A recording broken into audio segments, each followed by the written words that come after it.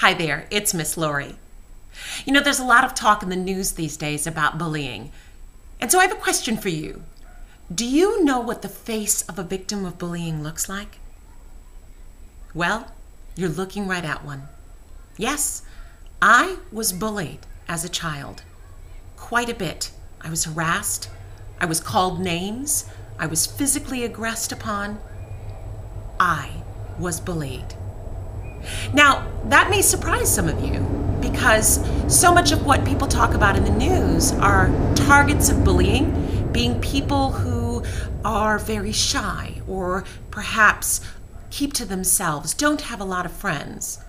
And though it is true that because of the bullying, I didn't have a lot of friends, the world saw me as accomplished, passionate, talented, strong. Those are the adjectives used to describe me. But on the inside, I felt unworthy, unlovable, ugly.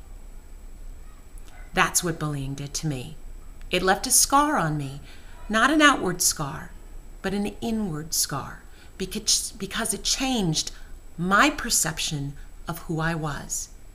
And I will tell you that into my adult years, I had to fight with that scar. I had to fight to see what the world saw in me and not what I saw in the mirror, which was the effect of the bullying. You know, we do conditioning with our children. We tell them every day how much we love them, how proud we are of them, how beautiful we think they are.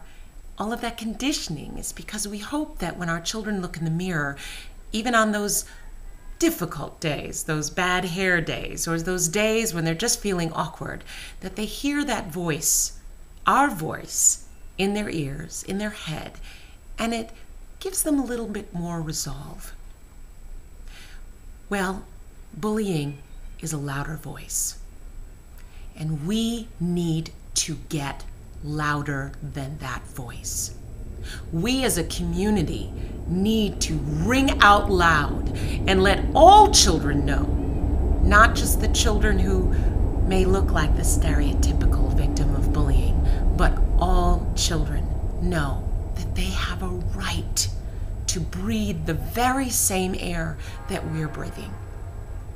Now, many educators that I've seen on a number of different programs, people that I respect greatly, I've heard them recommend that children who are being victimized look their aggressors in the eyes and tell them that they will not be bullied, or just to ignore it and move on.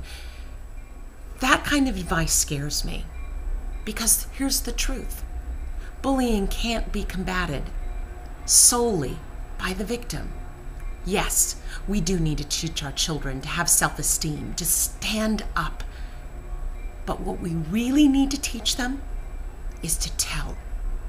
Tell, tell, tell, and tell again until the people we tell do something to stop the bullying.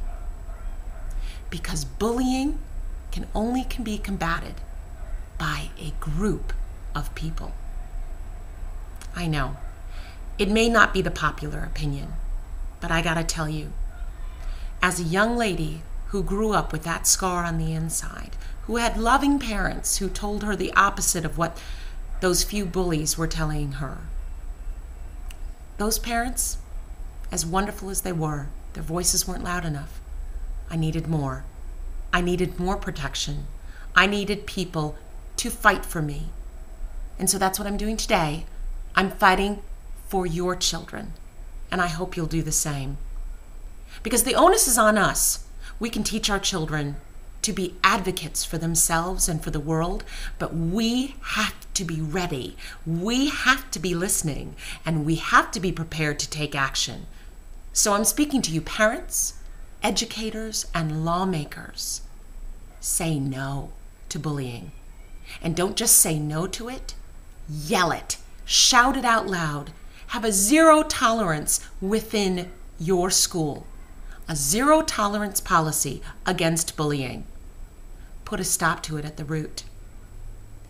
And don't let another child grow up with a scar that they have to overcome. Let's make this world a safer place so that everyone knows that they're worthy, they're deserving, and they belong.